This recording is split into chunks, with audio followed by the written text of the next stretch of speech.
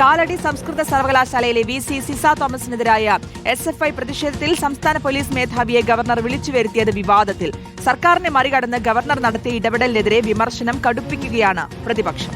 സംസ്ഥാനത്ത് ഗവർണർ രാജ് നടപ്പാക്കി എന്നാണ് പ്രതിപക്ഷത്തിന്റെ ആരോപണം. അടിയന്തര ഇടപെടൽ വേണമെന്ന നിർദ്ദേശം നൽകാൻ ഗവർണർ DGPയെ വിളിച്ചുവരുത്തിയതിൽ ആഭ്യന്തരമന്ത്രി രമേശ് ചെന്നിത്തല ഇതുവരെ പ്രതികരിക്കാൻ തയ്യാറായിട്ടില്ല.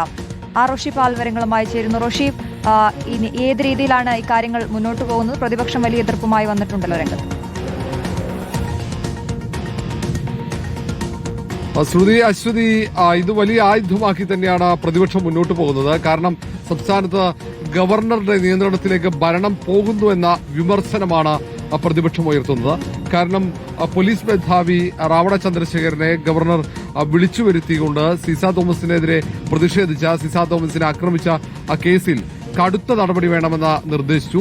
അങ്ങനെ നിർദ്ദേശിക്കാനുള്ള അധികാരം ഗവർണർക്ക് ഇല്ല എന്ന വാദമാണ് പ്രതിപക്ഷം ഉയർത്തുന്നത്. അങ്ങനെ ഗവർണർക്ക് ഓരോ ഉദ്യോഗസ്ഥന്മാരെയും നേരിട്ട് വിളിച്ചു വരുത്തി നിർദ്ദേശം കൊടുക്കാനുള്ള അധികാരം നൽകുന്നത് സംസ്ഥാന സർക്കാരാണ്. അതിന് വഴങ്ങിക്കൊടുക്കുകയാണ് സർക്കാർ ചെയ്യുന്നത് എന്ന വിമർശനമാണ്. ഇക്കാര്യത്തിൽ ഒരുപക്ഷെ മുഖ്യമന്ത്രിയുടെയും സർക്കാരിന്റെയും ഒക്കെ വിശദീകരണം വരേണ്ടതുണ്ട്. ഇന്നലെ ആഭ്യന്തരമന്ത്രി രമേശ് ചെന്നിത്തല പ്രതികരിക്കാൻ തയ്യാറായിട്ടില്ല.